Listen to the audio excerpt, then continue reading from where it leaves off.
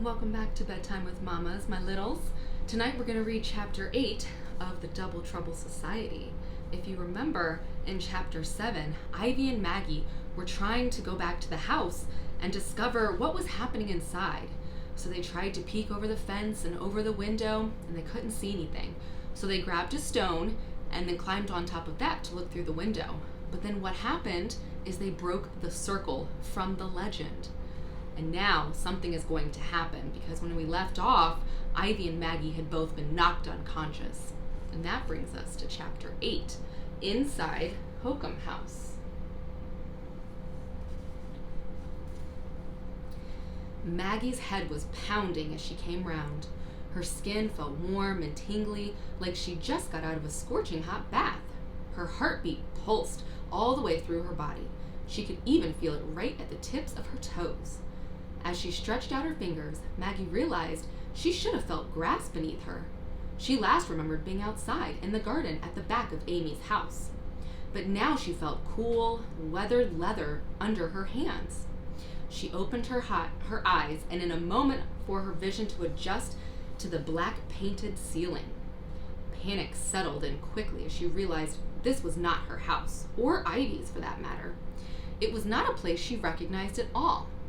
With her nerves fizzing, she sat up quickly. Too quickly, and she gave herself a painful throb. Ouch! Maggie clutched her skull, feeling like her brain might fall out at any minute. The leather beneath her was part of a brown sofa that had definitely seen better days. The room was dark and gloomy, the curtains were drawn, but the place looked well cared for.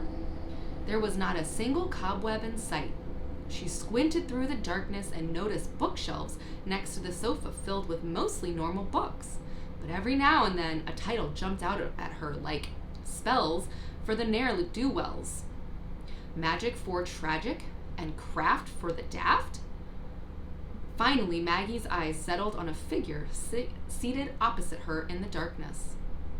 The figure moved, and Maggie's heart began to pound in her chest, almost loud enough to drown out the noise in her brain, which was shouting, "Run! It's a witch!"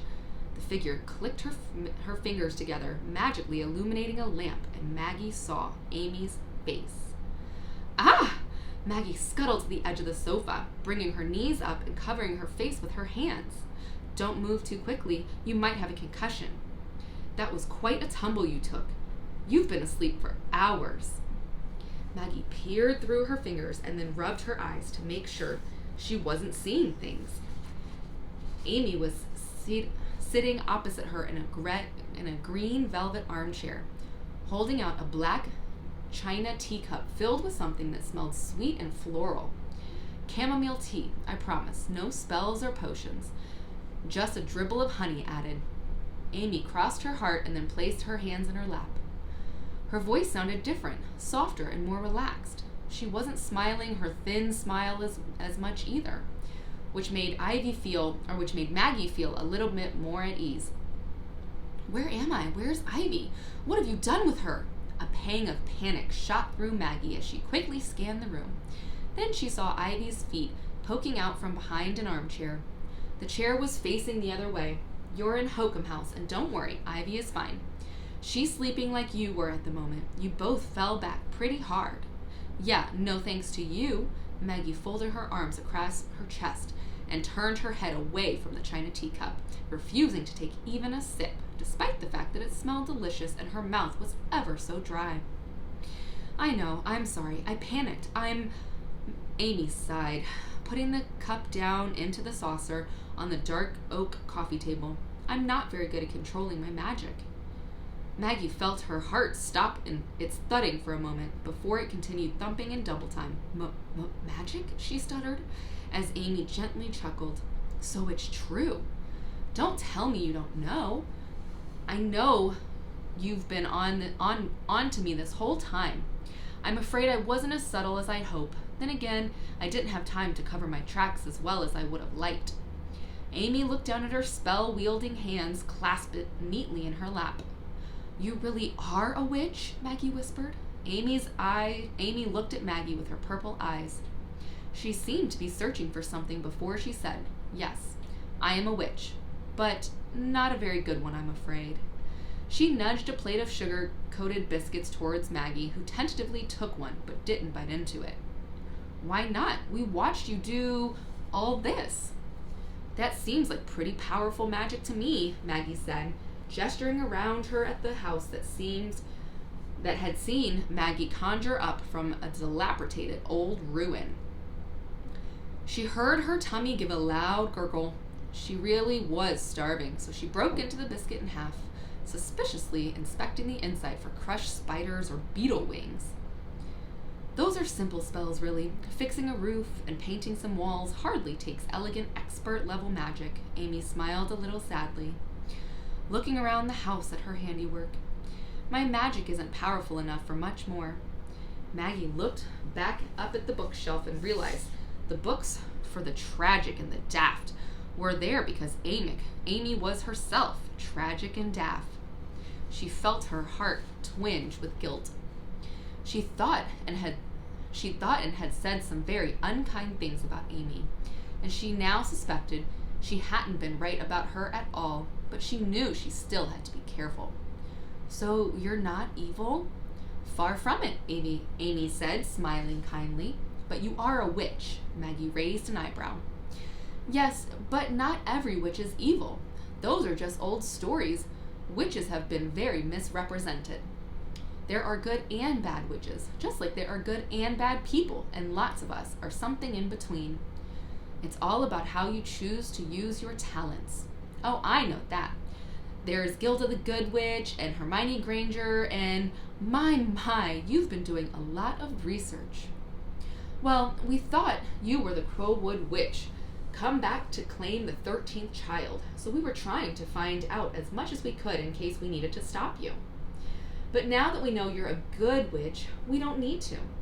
And I've got to say, I'm pretty chuffed, really. I was really starting to get worried that I might need to sleep with one eye open because I quite like my heart and would like it to remain inside rather than in your insides. Is everything okay? While Maggie had been chatting away, a few tears had escaped down Amy's cheeks, and now they were pouring out of her eyes. She started making a choking, heaving, sobbing sound that she seemed unable to control. Was she laughing? What's going on? Ivy began to stir from the armchair on the far side of the room. Where am I? Maggie? Maggie? Ivy jumped to her feet and spun around, searching for her best friend. Maggie gasped at the sight of Ivy and then burst out laughing too. Ivy rushed to Maggie's side and threw her arms around her. I'm so glad you're okay. I had the worst nightmare. I dreamed that we broke the dozen circle and then we got hit by a bolt of purple lightning and then... Why are you laughing? What's so funny? And what in heaven's name is wrong with your hair? My hair? I'm laughing at your hair. Maggie had begun to shake with uncontrollable giggles. I'm afraid it's both your hair, Amy said, wiping her eyes on the long, draping black sleeves of her dress. It seems that when I saw you broke the dozen circle in panic, I struck you both with an accidental blast of magic, which has, well, there's a mirror over there. Why don't you go and see for yourself?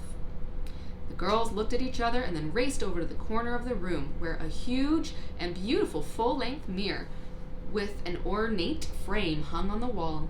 It was big enough that they could stand side by side and still see the whole of themselves reflected in it. No way, Maggie said, admiring her new look.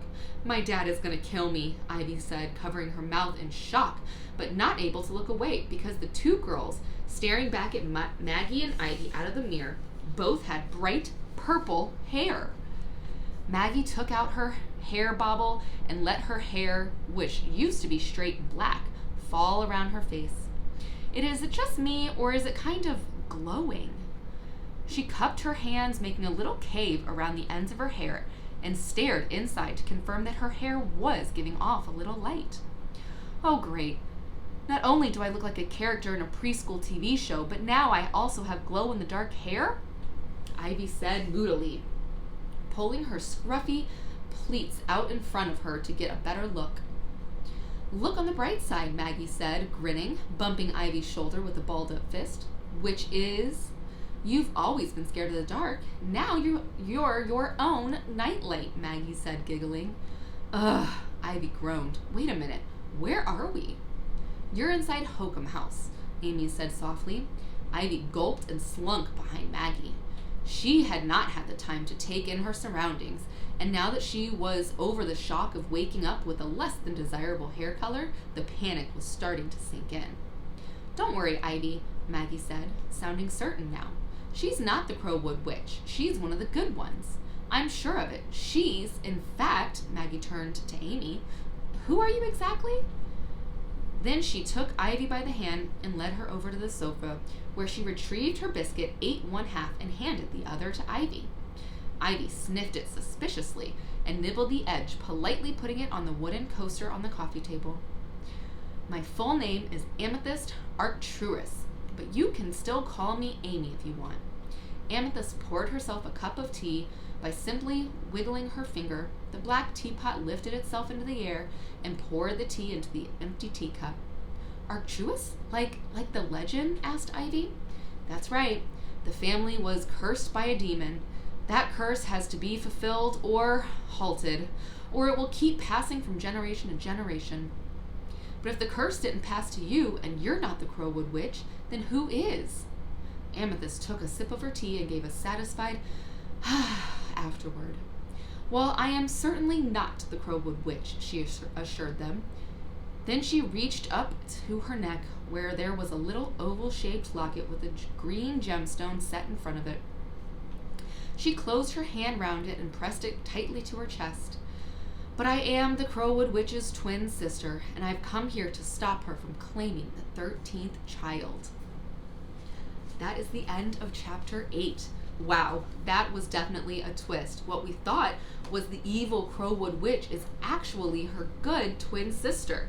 Although it doesn't seem that Amy has a lot of powerful magic.